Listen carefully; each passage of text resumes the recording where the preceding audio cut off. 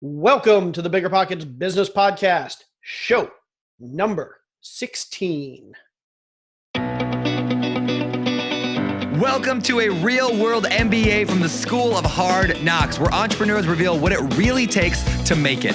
Whether you're already in business or you're on your way there, this show is for you. This is BiggerPockets Business.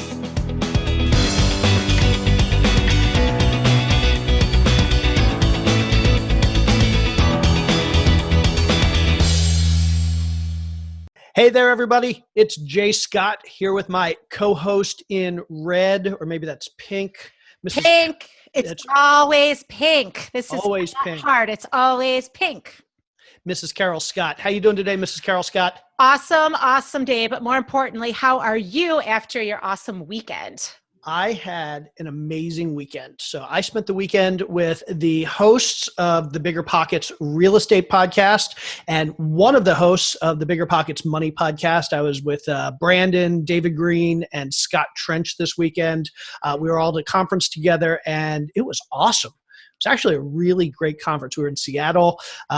We drank a little bit too much, and we ate a little bit too much. And yeah, it was super fun. How was your weekend? Not as fun as that. Mine was great, but I know you had so much fun. Guys, I've got to tell you, Jay came home more energized than I've seen him in months. We've had so much good stuff going on, but I'll tell you what, all that was eclipsed by the awesome weekend he had. So thanks for spending some great time with him. I know he'd love the conversations, and it's just really exciting stuff. We're really proud to be part of your community. Yeah, it was a great weekend. Okay. We have a really great show today. Our guest today is Jesse McCue. For those of you who listen to the BiggerPockets Real Estate Podcast, you've probably heard him before. He's been on that show talking about his property management company. But today he's going to talk about another company he owns. Yeah, you see, we are not focusing on property management today. What happened with his property management business is he kept getting all these phone calls that the cleaning was just not up to par. He called company after company, tried them all out, and then said, forget it. I'm just starting my own cleaning business. So that's what we're going to talk about. Yeah, that was back in 2012. And since 2012, he's grown that cleaning business from no employees to over 130 employees. And in this episode, he's going to tell us all about how he did that by spending essentially no money on marketing. He's going to give us tips for how he's managed his cash flow in that business. And if you listen to the end, he's going to give us his number one secret for how he builds strong relationships with his customers. Yeah, he's going to tell us what he feels is the number one secret ingredient to maintaining and growing a service business, no matter what kind of service business it is. So make sure you listen all the way until the end. So without further delay, let's bring on Jesse McCue from 3 Point Cleaning. Welcome to the show, Mr. Jesse McCue. How you doing today, Jesse? Good. Thanks for having me on. Awesome. So good to have you here, Jesse. I'm so excited to hear your story. And you have so many different facets of so many different things that you've done. And I want everyone to hear some really great stuff. So let's skip like a formal introduction, okay? I'm going to go right to a question that's going to kind of lead us to your whole story, okay? Okay. I want to know, Jesse, when was it that you first discovered that you had an entrepreneurial itch? And what'd you do about it?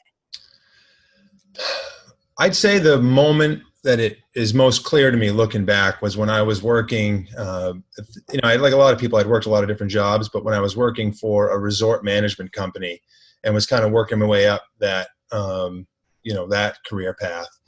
And after, I think the 90th day I had worked in a row with no time off, my girlfriend, wife now, but former girlfriend, had a family event, some people coming in town that she wanted me to be a part of. And it was a busy week at the hotel and there was no way I could get it off. And I just remember thinking there's got to be a different way to do this. I didn't mind working a lot. I always enjoy working, but I think that was the moment I started just looking at things differently, that I wanted to be a little more in control of not only my financial destiny, but my scheduling too. I can imagine. Yeah, just kind of, I never really had the itch as a kid. I don't have some, fancy story of, selling baseball cards or lemonade stand or anything. It just, both my parents were self-employed, and I never really appreciated it, probably as a kid. And then when I started going in my own career path and I started looking back at the lifestyle they were able to live, and they weren't rich and famous by any means, but I just remember, whether we were traveling or, if I had basketball tournaments as a kid, that they could always go to those things and do those things. And I started just looking at I was in my mid-20s and was just looking down the road saying, this is how it's going to be forever. Even if the money keeps getting better in this, career path I was in, my control of my time is never going to really change. So that was it. Yeah.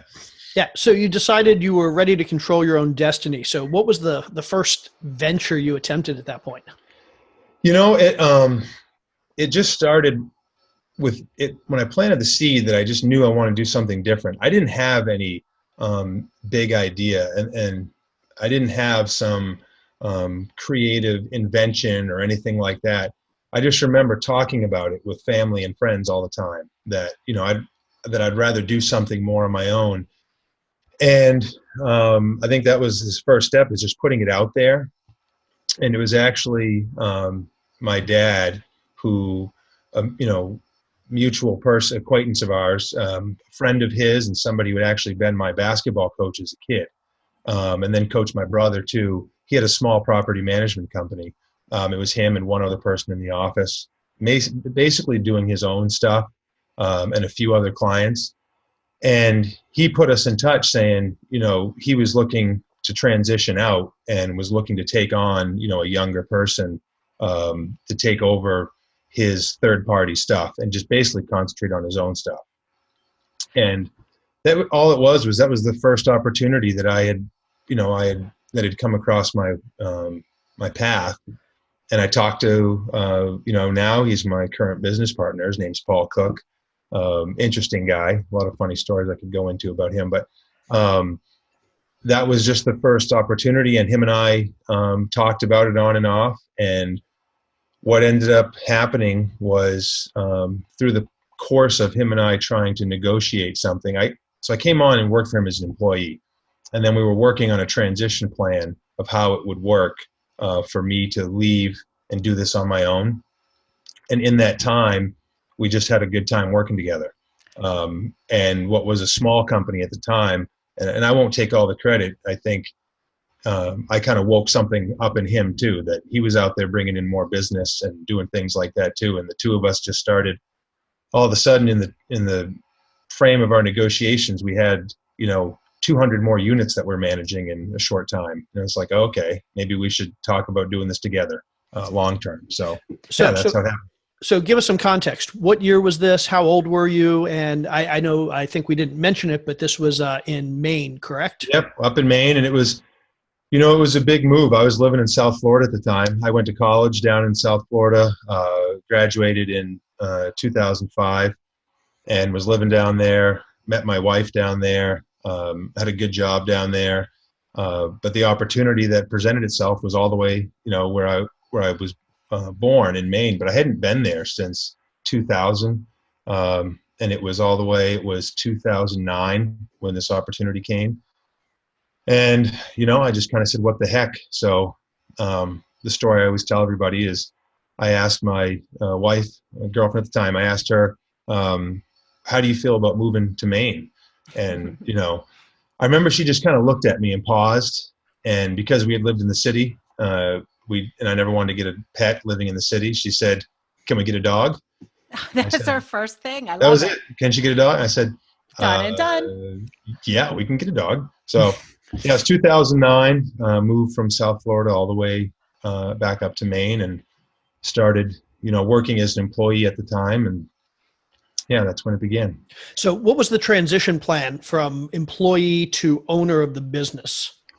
Yeah, it was really just going to be at the time like an owner finance situation where, basically, because I didn't have any funding at the time. I didn't have a loan that I could go and just write him a big check. So it was going to be, we were just kind of negotiating back and forth in a very friendly manner because it was mutually beneficial at the time. He had some other things he wanted to do. And this was a good opportunity for him to, sell the business. And it was really just owner finance terms that were working out, but those terms kept getting more complex when, hey, we just have another 50 units that are coming onto the business, so it was a moving target. So you mentioned owner financing. And so for the listeners that aren't familiar with that, that basically means that you work with the seller of the business to basically, the seller of the business essentially acts as the bank. So they Correct. provide you a loan and you pay off the purchase price over some period of time. Can you talk a bit about how that was structured specifically? You don't have to go into numbers, obviously, but just a little bit about how the owner financing piece was structured.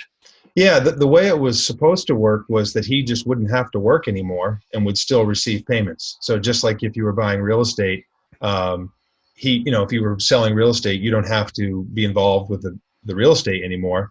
And he was going to be hands off, not have to take any maintenance calls, not have to worry about leasing buildings, not worry about financials, anything, and would still receive a guaranteed monthly payment.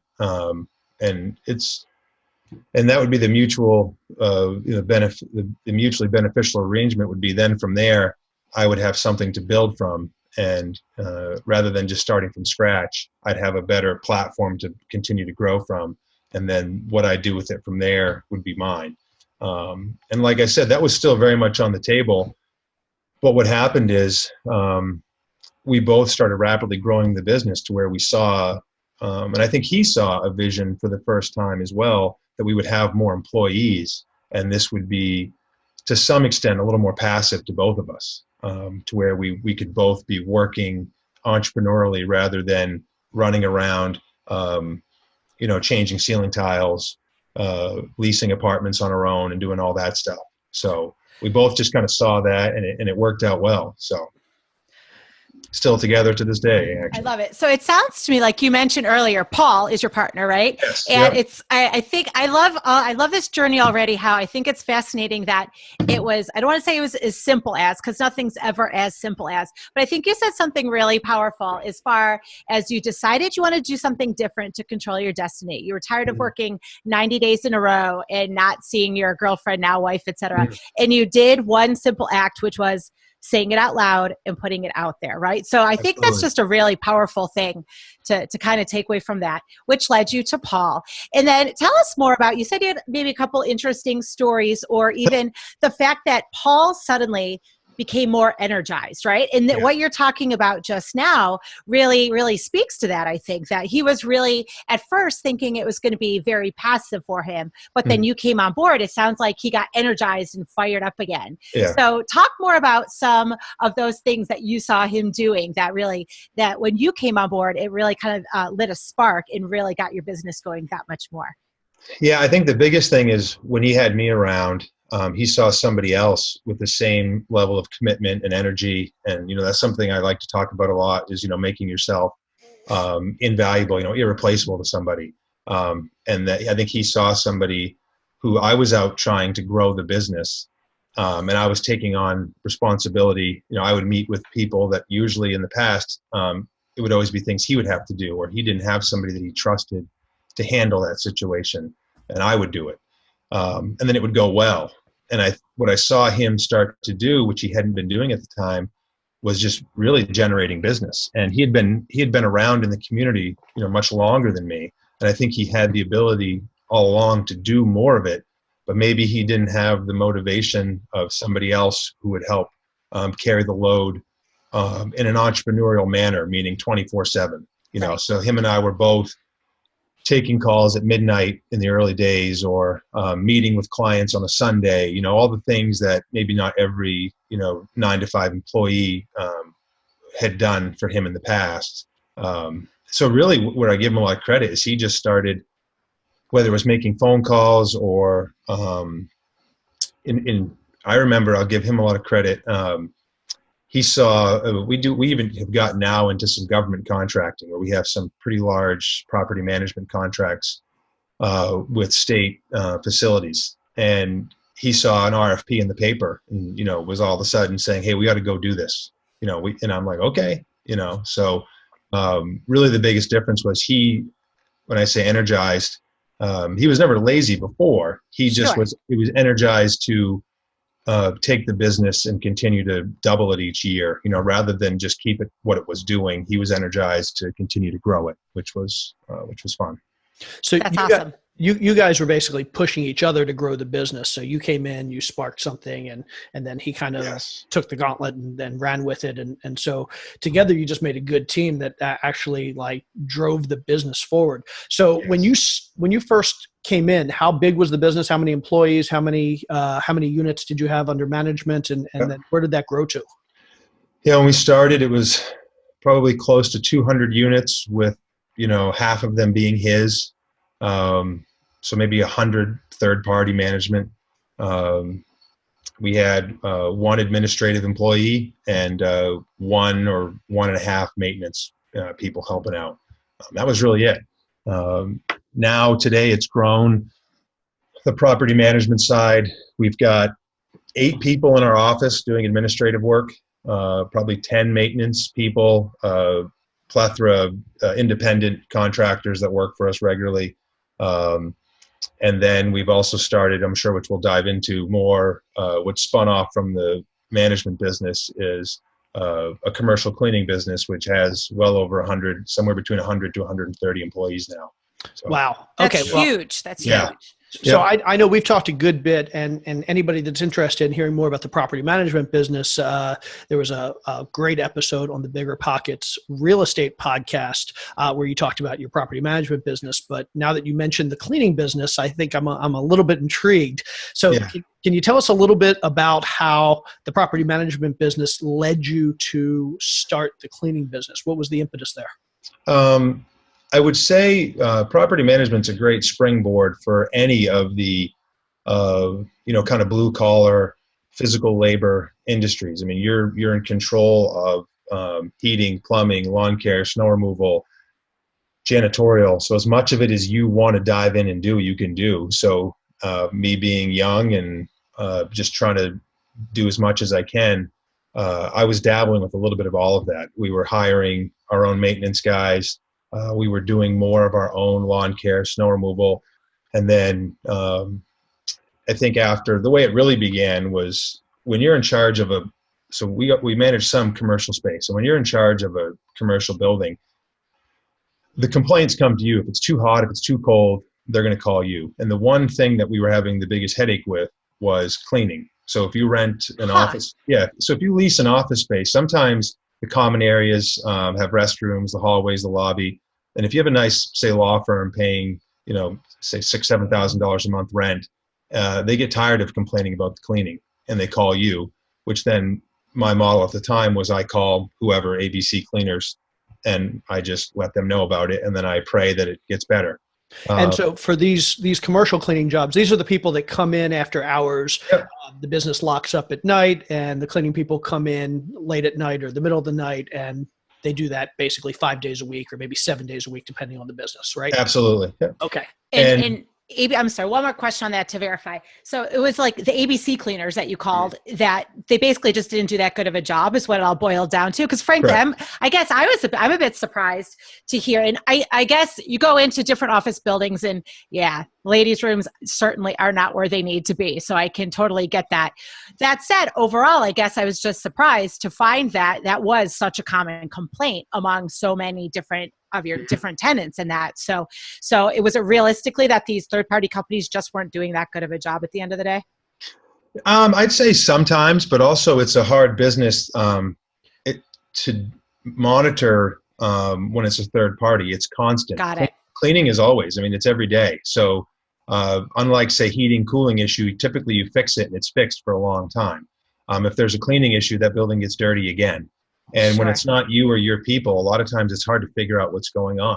Sometimes there's logistical things where there's complaints because, the cleaner's coming in at 5 and you don't even know it, but people are coming in later at 7 or 8 and still tracking up the lobby. And there's all these things that you're trying to dive into and figure out what's going on. And the first time that I just said, okay, screw it, I'm going to just hire one cleaning person and take care of this building. That's how it began. Wow. Yeah, that's how it began. So how'd you find that one person? Back then, I think way back then, it was just Craigslist. I had no idea what I was doing, and my interview was just pretty laid back, and hire somebody. So not much to it back then. I was winging it. Now there's a whole, system and process, and, we use applicant tracking software and onboarding and human capital management and all sorts of stuff now. And I assume that first person was just a contractor. They came in with their own tools. They came in with their own cleaning supplies. And basically the relationship was they came in and did the job and you handed them a check. No, I mean, actually the first time we did it was I wanted my own employee. Oh, okay. No kidding. No, we had our own employee. We had a little bit of experience with, having our own maintenance people. At the time, we only had a few maintenance people.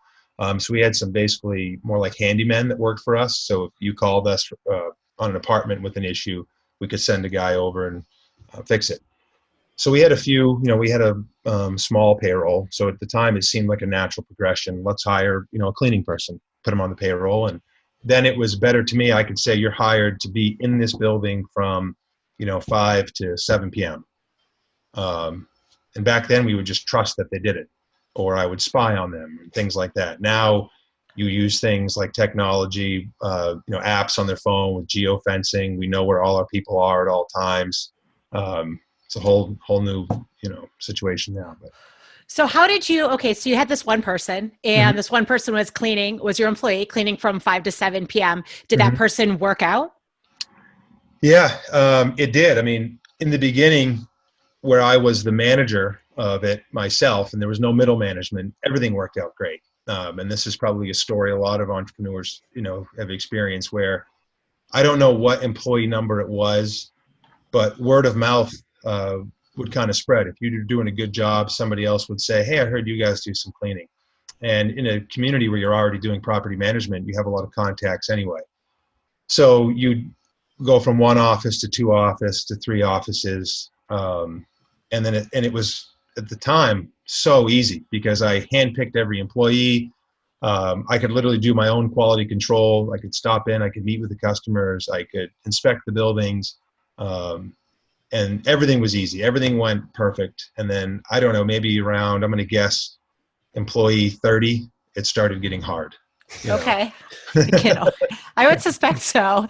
And so you're talking about 30 employees here. So give me an idea. So a typical employee is going to work how many different buildings in a night? And so 30 employees is going to cover how many different properties? Yeah, and this is something that's changed over the years. In the beginning, I would take on pretty much anything. So if it was a building that got cleaned twice a week, if it was something that we went in once a week and just shampooed carpets or whatever it was, I would do it. That was part of the journey of a lot of stress. Now we've really figured out our niche and our business model where 90% of our properties that we provide cleaning for are more 5 nights a week. So people that want nightly cleaning. And that makes it a lot easier to manage your staff and to schedule and to put supervision in place instead of, we don't have a fleet of vans that are coming and going all the time. We now have mostly larger facilities, anything from medical facilities, schools, courthouses, an airport, all sorts of stuff where people have to show up to the job site every night and clean. So Got it. So that's what we've moved it towards now. Yeah. So they have on-site supply closets and things like that. So basically, for you, it's centralizing the cleaning in each of the buildings and then just sending people to different places. You don't have, like you said, you don't have to send vans of cleaning supplies and equipment to different buildings. Yeah, absolutely. And I used to do a little more of that. We still do have a warehouse with supplies and all that, but way less of that now. So if somebody calls me now and says, hey, can you give me a price to wash our windows? The answer now is no, unless you're interested in, regular services.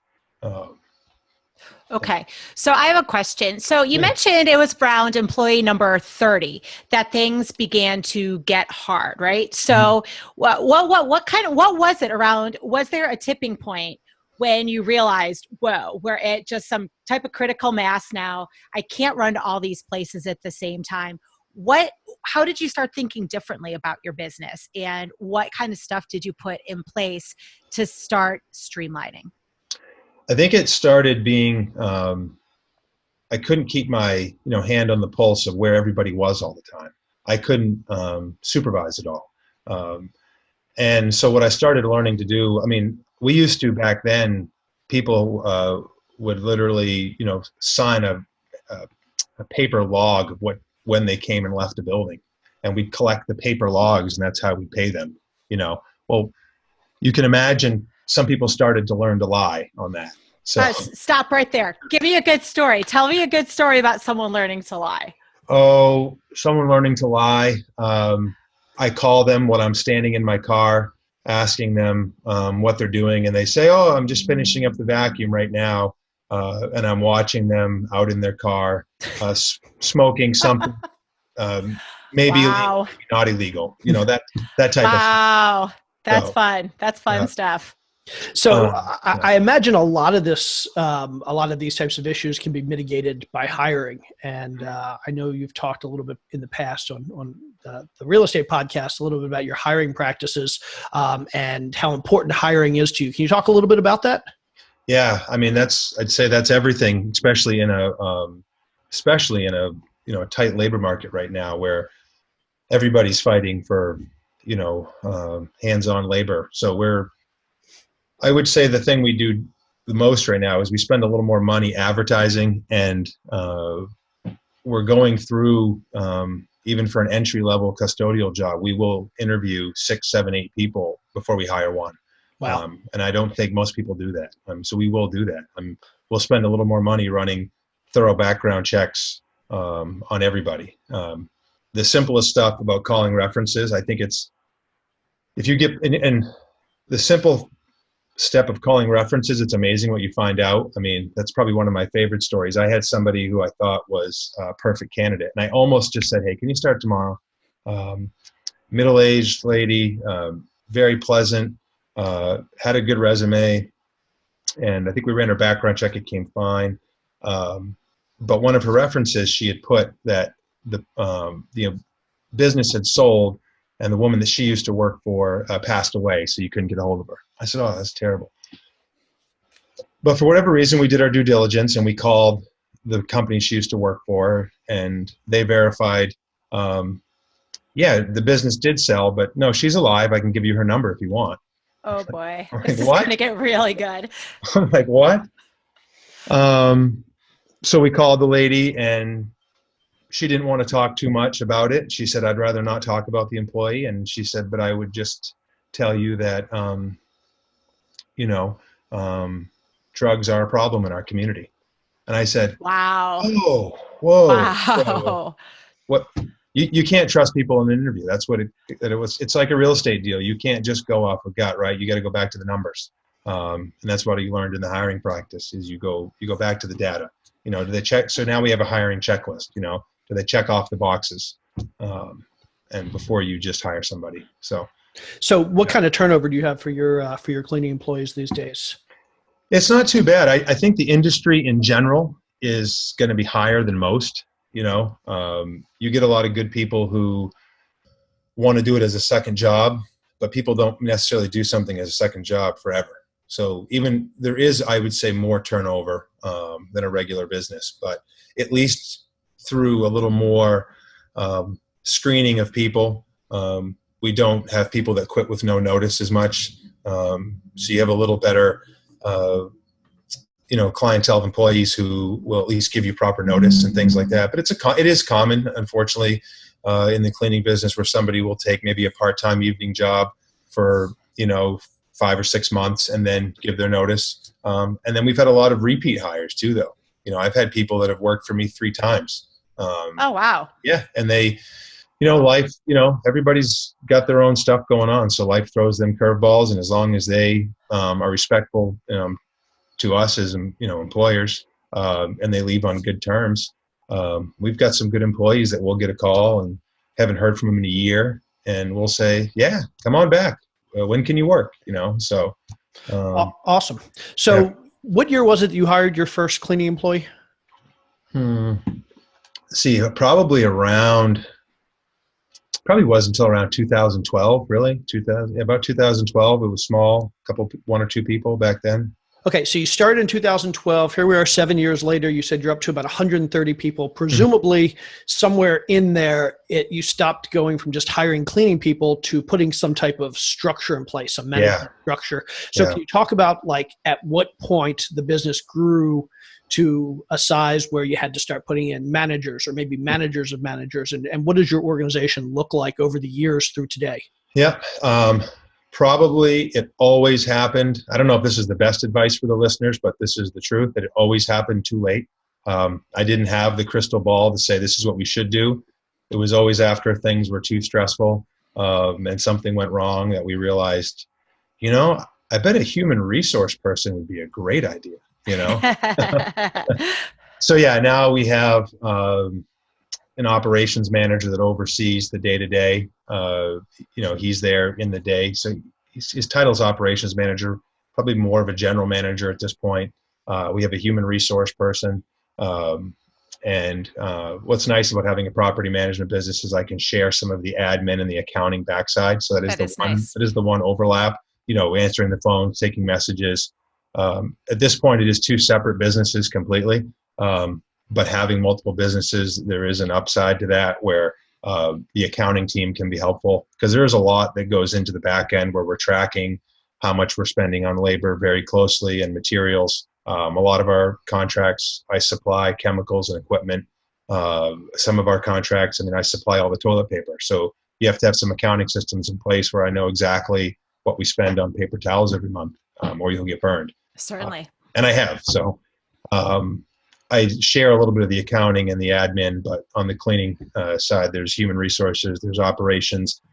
And then because 90+% of our force is working at night, we have multiple supervisors on at night is how we do it. You have some of the sites are large enough, and this is a little bit like real estate where, things tend to multiply. If somebody can go from owning a duplex, they go to then owning 10 units, where we went from cleaning a building that had one person in it to all of a sudden, the reason it grows exponentially is you're cleaning a building that has 10 people in it every night.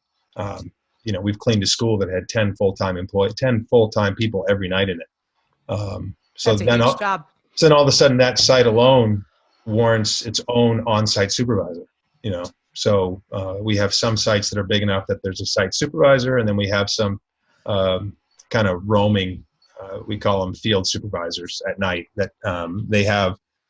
And now we use a lot of technology, a lot of software. We use, like a work order software that monitors where all the employees are. It does quality control inspections.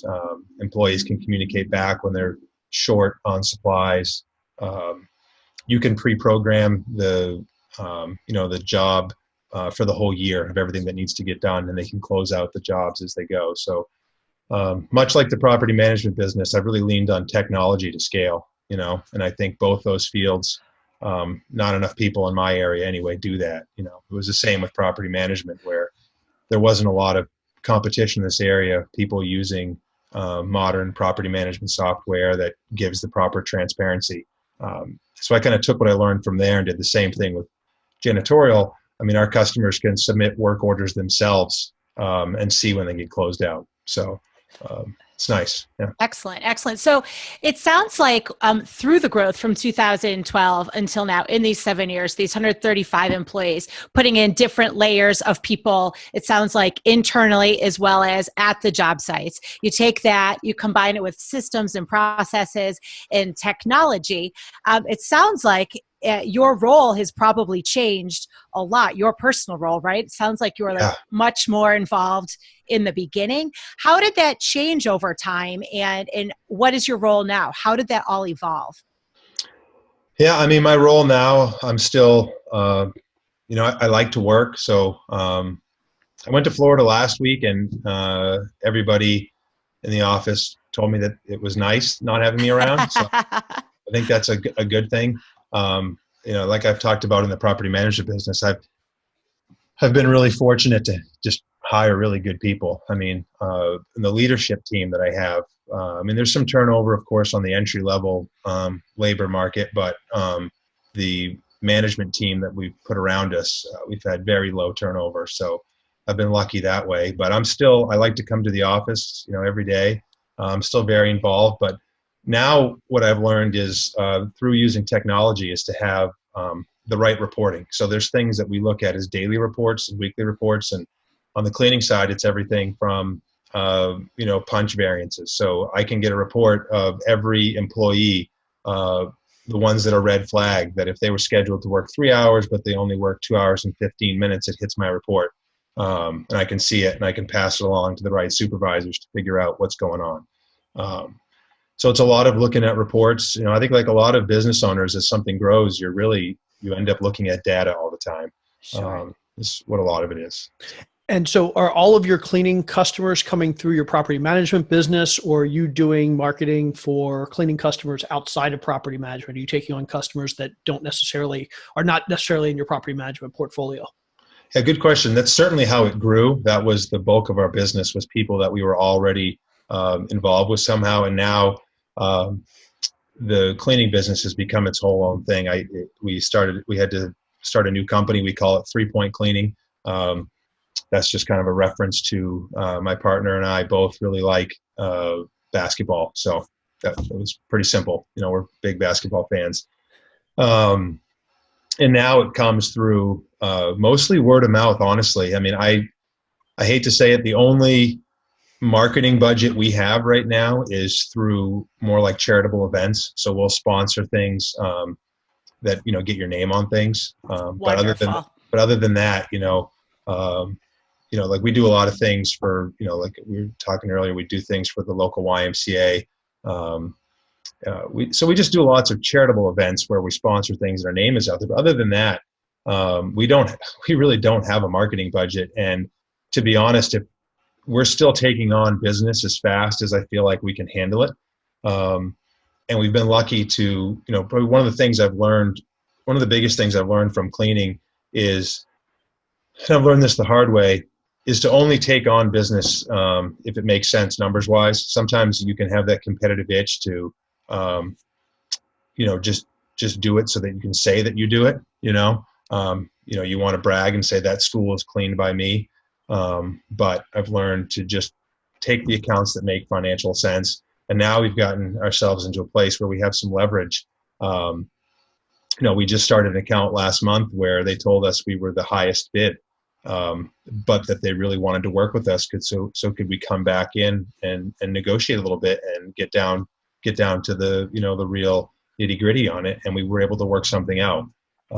So yeah, we're taking on accounts right now. And I truly feel right now that the opportunity is there for any of these industries, whether, like I said, whether it's heating, plumbing, lawn care, snow removal, anybody that wants to be an entrepreneur and dig in and provide a good service and communicate back to the customer regularly. I think it's endless what you can do. I mean, there's really no barrier to entry for that type of market. That's interesting. And I know you mentioned financial sense. So for those of our listeners that are like thinking about starting a cleaning business or thinking about starting other service business, maybe in the real estate or contracting world or a service business in any world, like, can you walk us through what the economics of your business look like? So from an income standpoint, basically these companies are paying you probably either hourly or weekly or monthly or annually, depending, I guess, on the contract, to come in and clean their building or buildings some number of times. And then on the expense side, so what are we looking at on the expense side? You obviously have employee salaries, you have cleaning equipment and tools and materials. Are you providing cars or vans? Are you providing, what other types of expenses do you have typically? Yeah, good questions. The first part of it, I've learned the bigger customers, when you start off with some of the smaller ones, they're okay with, maybe hourly rates or weekly rates. What I learned the hard way is when you get in with the big customers, they really like to set their budgets for the year. So they want to know, this is my, line item for cleaning for the year. And they want it billed monthly. So you really need to know what you're doing when you get into that type of arrangement, because you're going to send your invoice out at the end of the month. and most people are net 30. So they're not going to just turn around and cut you a check tomorrow. So you've paid all of your expenses, for the month. Sure. And then even a good customer, they're probably going to take 20 to 30 days to pay, because it's not because they can't, but because they're busy. And they've got it sitting in a stack of 500 other invoices to get paid. So meanwhile, by the time that first invoice hits your bank account and you've been paid, you've already done another 30 days of expenses. So you have all those things, like you nailed it. Labor is the biggest thing. And then, payroll, taxes, fees, workers' comp, training, and then whatever overhead you have, which is anybody who's starting out, that's your competitive advantage. You don't have the overhead. You don't have the office space that we have now, and you don't have the layers of management, and you should be able to make that line item smaller, but we have a little more overhead. And then based on the contract, you're going to have sometimes, typically you're always going to supply the equipment, and then sometimes you supply the chemicals, and sometimes they do. And same thing, some people want you to include paper towels and toilet paper, just because they like to make that your problem. They want to, if somebody runs out of paper towels, they want a number to call. So sure, your problem. They don't want to run over to Costco on their own. They're just right.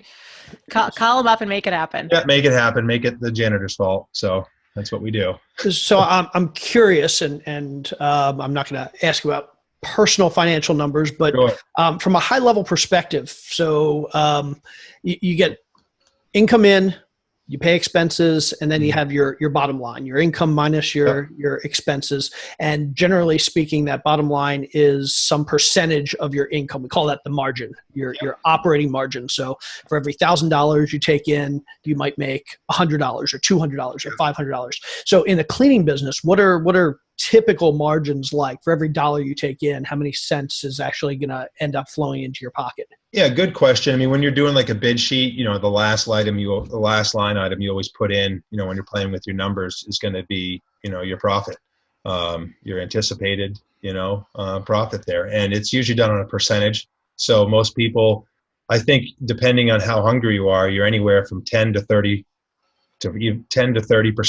is where you usually see it. And it's usually the larger the job, the more you'll bring those margins down. Because if it's $1 million a year job, you might do it at 10%. You might do that for $100,000 a year. It really comes down to it's a lot like the construction business, where it can depend on how busy you are. You find that sometimes, I'm sure. I know you've done a lot with construction. You get bids from people. You can tell they've already got 5 jobs lined up, so they throw you the big one. Yep. I'm guilty of doing that too sometimes. It's similar. I've got 3 big jobs I'm starting, and we're trying to hire for and staff. And so I throw out a crazy number to somebody, so if you're busy, that's how you do it. If you're not busy, then you probably go down to that 10% range. The thing that I think a lot of people make the mistake of when they're starting out, though, is not understanding that cash flow part of it, though. That although on an Excel spreadsheet, and this is true for probably a lot of small business owners go through this. I know this was my real education is, you're looking at your checking account in the early stages, and there's not enough money in there, but you say, well, everything's going according to plan, and I bid this at 25%. Why don't I have all this money there? And that's one of the things you have to make sure that you do bid it at enough of a profit margin that you calculate how fast that money goes out versus how fast it comes in, because the expenses are always there. So. Yeah, that's a really good point. You mentioned earlier about the fact that you're going to be paying for your cleaning supplies, and you're going to be paying for your health insurance, and you're going to be paying your employee salaries. You're going to be paying that, let's say, in March, but you're not actually going to be collecting a check from your customer until mid-April, late April. So you're putting that money out. If you have one job, you may be out $1,000, $1,500, $2,000 for the month.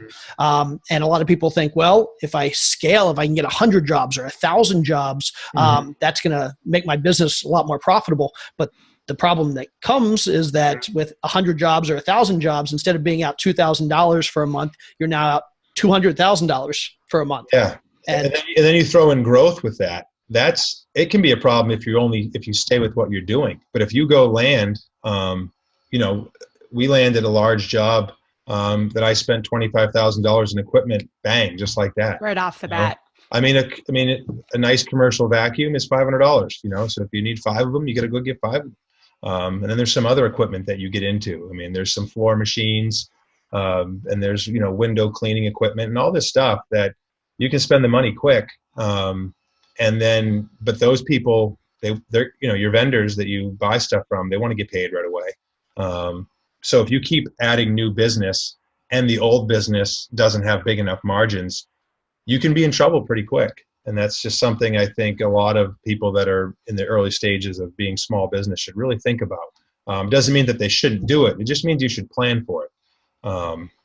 And I didn't always plan for that, but I will say I'm very fortunate that the property management company and then some other real estate investments at the same time were going well. So at the same time, I was very much so into real estate. So I had this other cash flow machine that could help fund a new business too. If I didn't have those things going, I probably would have been at the bank in the early stages looking for help on the cleaning business, and again, I'm sure a lot of, small business owners have been through that same stuff.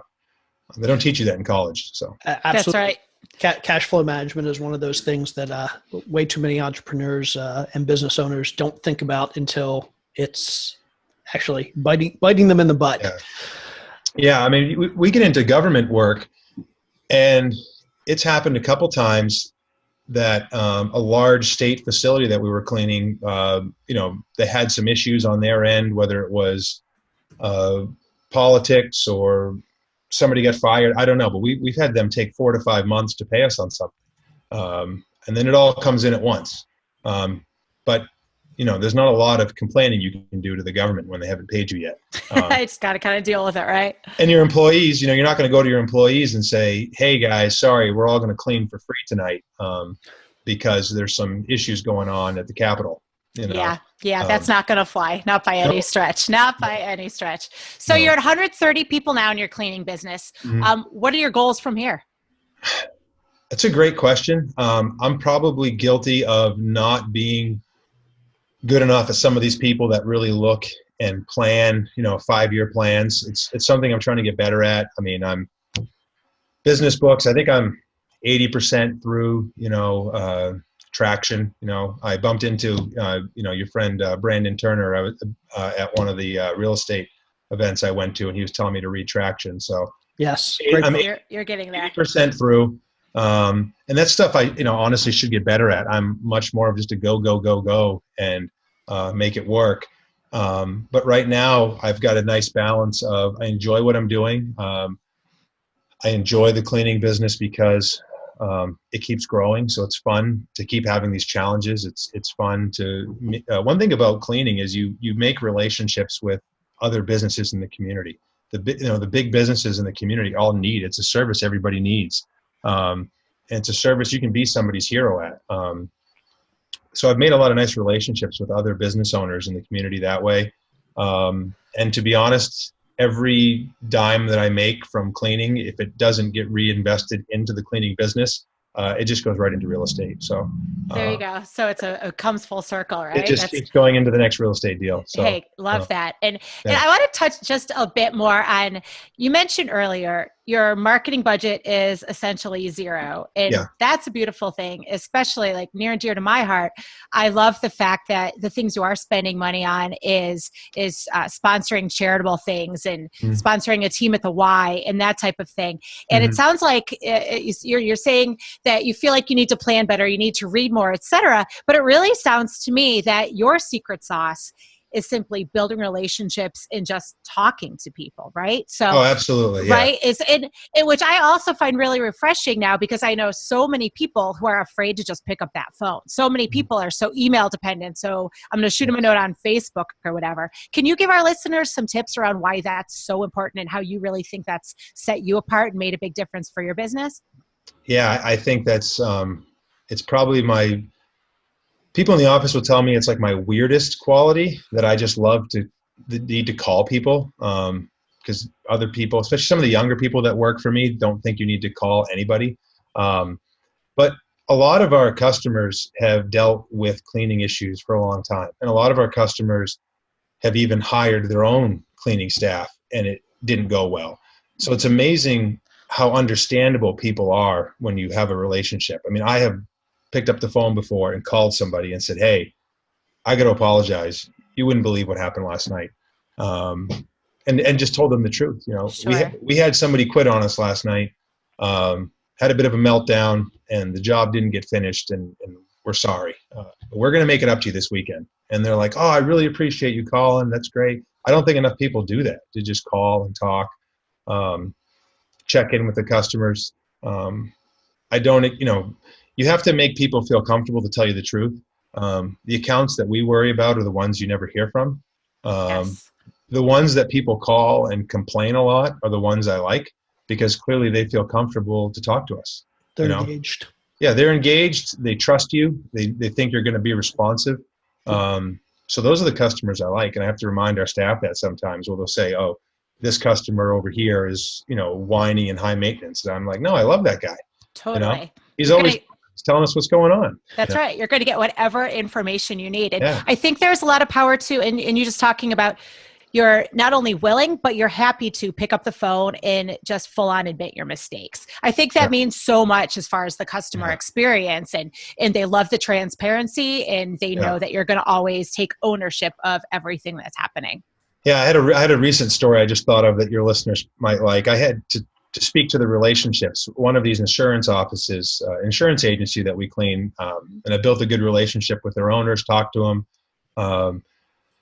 They forwarded me an email with an attachment of a voicemail, and the caption in the text in the email was, "Man, where did you find this guy? This is gold." And I listened to the voicemail. It is literally the guy's not gold, but he left a voicemail to my customer telling him how much I'm paying him, and that if they gave him $1 raise, he would go work for them directly and cut me out. No. Yeah. No. Yeah. Wow. I like to share the bad stories on these podcasts too. Yes, And let me tell you something. This is where having a good relationship with your customers is so important, because if you didn't have that relationship with your customer, one, they might actually take him up on that offer. But two, who knows how many other customers he's doing the same thing to, and you may never have known. Right.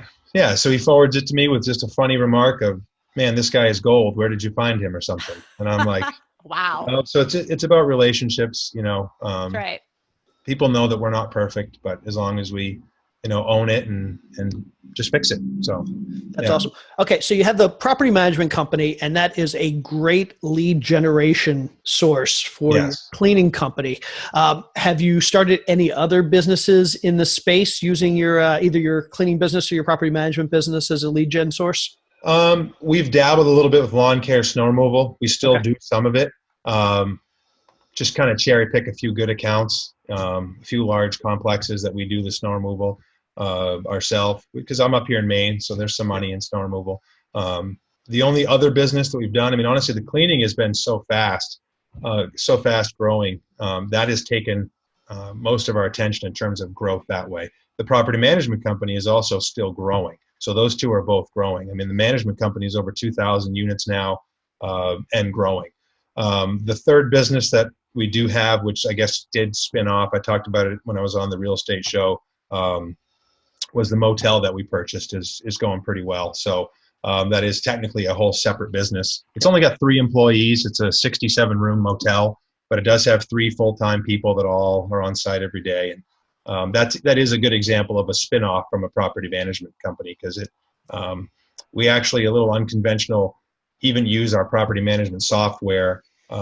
We tweaked it a little bit to run the motel, which I don't think most people would do. But I wanted to, so that we could just keep it all in-house, so that my same administrative team here, the accounting folk here, can look at it. And I can look at it right in-house. So I can pull up the app, use Rent Manager. I can use the app on my phone, and I can see who's, checked in or checked out of the motel just from the hand of, right from the phone. So it's pretty cool. That's awesome. Yeah. Okay, so let me ask you a question. We have a number of listeners who may be thinking about starting new businesses, or maybe they're in the real estate world and they're thinking about expanding into their next business. And after listening to you, maybe they're now thinking, oh, cleaning company might be a reasonable business to go after. Mm-hmm. So let's say I wanted to start a cleaning business tomorrow. what are some tips that would help me kind of get started and get my first customers? And what are the first steps I should be taking if I want to start my own cleaning business? Any small business, what I would do is I would definitely create a nice professional website, because that's so simple now. I mean, everybody should be able to do that. And it doesn't need to be a $10,000 website with tons of search engine optimization money thrown at it. But number one, I would just look professional. I would get your self-insurance, even if it's literally just you cleaning. I mean, you still show that you're insured, so that if something happens. And this is liability insurance? Yeah, liability insurance. Some people will ask you to be bonded, Okay. and if it's just you, it's not very expensive. But get some business cards, get a little website, and then step one, start doing some door knocking, some cold calling. I mean, it's pretty easy to. At this point, I probably turn down 1 to 2 leads a week. And I'm completely fine with that. I mean, that's kind of one of those lessons of learn to say no.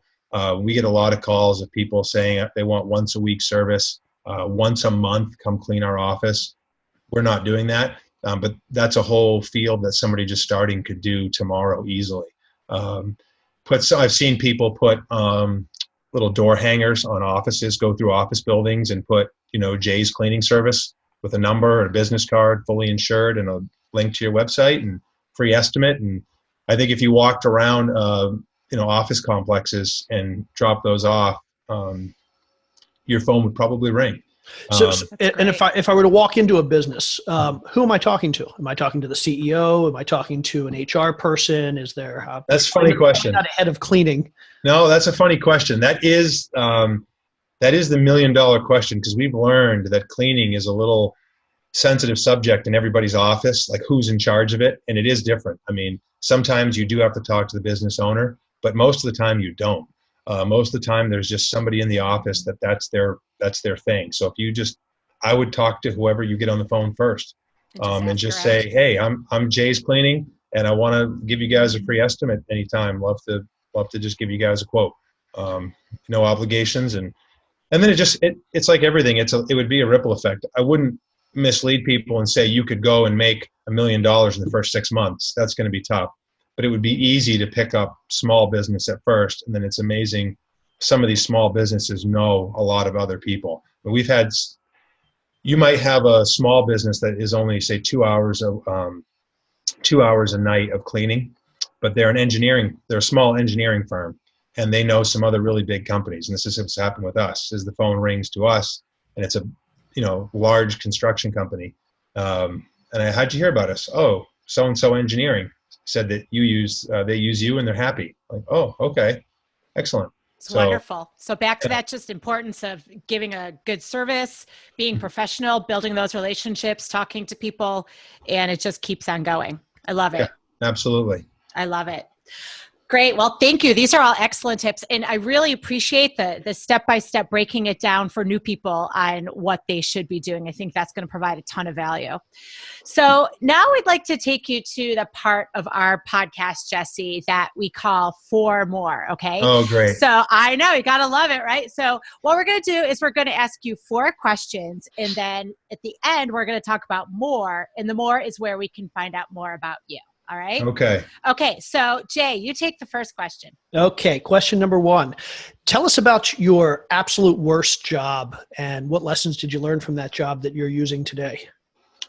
I would probably say, because we touched on it earlier, probably where I got one of my strengths of, being willing to talk to people on the phone, cold calling people. One summer when I was home from college, I went back home after my freshman year of college and stayed with my parents, and I had to get a job. I sold credit cards over the phone all summer. And the only reason I took that job at the time, there was 2 girls I went to high school with that were very cute. And they were working there, so I worked with them. Why not? We used to carpool. Neither of them ended up dating me, but I did learn to talk on the phone. So you kind of get forced in that role. I mean, it was awful. I hated it. They monitor what you do. My numbers were good, but I used to get in trouble for cutting the conversation short because I knew that it wasn't going to be a sale because you'd make commission. So when I'd have somebody on the phone that wasn't interested, you're supposed to keep going through the prompts. And I wouldn't do it. But then like a voice would come on over my other headset and somebody was listening to me. Maybe one of my bosses saying, "You're doing it again." And they would want you to just keep on going, even though you got it down to a science where you knew they weren't going to engage, like just keep going. They want you to exhaust every lead. They pay for those leads. So that must have made you crazy. Yeah. And they could track everything. When the phone ended, the next call would just take. When the call ended, the next one just began. It's ringing. And then so-and-so would answer and the script would be in front of you. And you just do that like a machine all night. It was awful. Yeah. It sounds awful. But you got good at talking on the phone, and that became a beautiful thing. Yeah, so you awesome. learn to not feel uncomfortable on the phone because you have to be able to just, that's right. break through and talk to people. And the worst they can do is say no. That's always the worst case scenario, right? Absolutely. So speaking of saying no, our second question is, what is some big opportunity that you said no to at some point? And in retrospect, do you think it was the right decision to do that? The retrospect is probably when I was working for the resort management company. They had kind of been grooming me through the management path. They had made me work in every asset of the hotel. So I had been a food and beverage manager. I'd been a front office manager. And this is right around the time I was trying to make a decision whether I was going to leave beautiful Florida to go try to take this other opportunity up in Maine. One of my bosses called me into the office and said that he came from a meeting with his bosses and that the company was buying a big resort in New York, and there was a promotion available and they wanted to send me there. So it was tempting. But again, it kind of reinforced that even with that company, which was a good company, your destiny is going to be based on where they send you, so to go make more money, I'm going to have to go to New York, even though I liked Florida. So that was a good opportunity that came my way in my career path, but I said no, and I'm happy. I think it was the right thing. Totally the right decision. Yeah, definitely. Okay. Question number 3. What's the worst advice you've been given or worst advice that's common in your industry? And how would you change that into good advice? I'm not sure about my industry specifically, but I think in business in general, I had a lot of people when I was kind of starting to grow the business, that some of the things I was doing, I had, whether it was other colleagues or friends or family, that would tell me to stay small, to not become so reliant on other people that it's going to become stressful because I was doing so much hiring. And yeah, there's truth to that, but there's some people that if you go into it open-minded and know that eventually somebody is going to let you down, but you get through it and you hire somebody else and you learn from it. I just remember lots of conversation about that, about you're better off, whether it's in management or cleaning, staying at the right number where you can control things. But to me, you're always just going to be doing the same thing and having a job. And I think that's the biggest challenge for everybody who has an entrepreneurial spirit, is trusting other people to do something for you. So I just remember that being a big, a hurdle, and something that a lot of the naysayers or people that had a little more negative attitude, we would talk about, but I would just keep hiring. And I'm glad I did, because eventually you get through it and you learn from it and you hire better people. So that's right. And you optimized and systematized, and look where you are now. So yeah, that's awesome. Exactly. Okay. So my fourth question is, what is something, Jesse, that you've splurged on that was entirely worth it? So you mean like selfishly, not business wise, just for anything myself? For yourself, for your business, whatever, wherever, however, whoever. A big old splurge. A big old splurge. Well, the biggest thing is my business partner. He's a lot more old school, and even though he has, probably more money than me still, he's more conservative. He likes to make fun of me because I do have a pretty big house now. I will admit that. Guilty pleasure. The house is bigger than I need, but it's nice when I drive in every day. I like it. So I was always, but I really do come from the mindset of always living well below your means. My friends do call me cheap, to be honest. I'm more of the frugal type. even, when my wife and I were first starting doing this, people like that know me now don't believe us, but we lived in half a mobile home. So not a mobile home, Half. but it was even cheaper. Somebody chopped it in half. So you just rented half of it. All utilities included. It was like $500. Oh, it's a deal. Oh, it's great. But isn't that amazing? You can learn, if you Yeah. have ever needed to, you can learn in such a small space. And then it makes your mansion like that much sweeter now, right? So it makes it so much better. Sometimes I purposely will take the route to my office past the old mobile home. It's right there. Somebody actually still has the same curtains that we left there because they were terrible. It was like 10 years ago now. So we left them there and they're still there. So we laughed. Decade later, collecting dust. No, but other than that, the only splurges, I'm not very materialistic other than the house. We like to vacation. So if we get free time now, when we do vacation, we stay at nice places, and we just got back from Clearwater Beach last week and it was beautiful. So Nice. Wonderful. Yeah. Awesome. Okay, so that was the 4. Let's jump into the more. So for our listeners that want to find out more about you, how can they find out more about you? How can they contact you?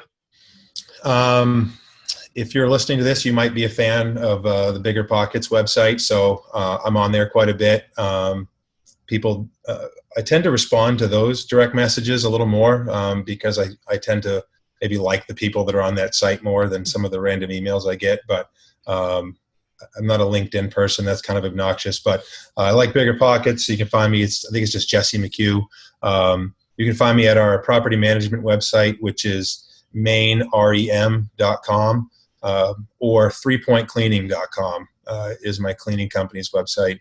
And I think it has my email address on there and everything. Somebody can reach out to me there. Wonderful. Jesse, thank you so much. It has been absolutely awesome chatting with you, and just thank you for your time. I learned a ton. Thank you. Thanks so much, Jesse. Thanks for having me. Wow, that was an awesome show.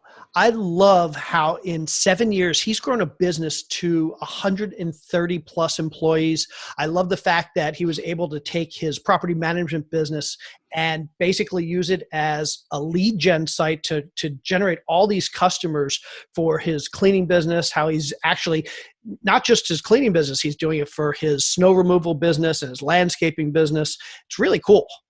I agree. And I also love how he was really able to break it down and say, hey, the labor's good out there right now. If you need cleaning, just go start a cleaning business. If you need a landscaper, just go start a landscaping business. He really breaks it down and shows manageable steps on how to make it happen and how to keep it going by providing a good service and just continuing to talk to people. Yep. And those tips for anybody out there who might want to start their own service business, he really made it sound easy. I don't think it's that easy, but definitely doable though, right? It seems achievable. Absolutely. I feel like I want to go out and kind of start my own cleaning business. Yeah, right I suspect it's going to happen. I can just see the writing on the wall. All right, baby, let's wrap this up. All righty. Well, we are Carol and Jay. Now go pick up that phone and call someone today. Woohoo!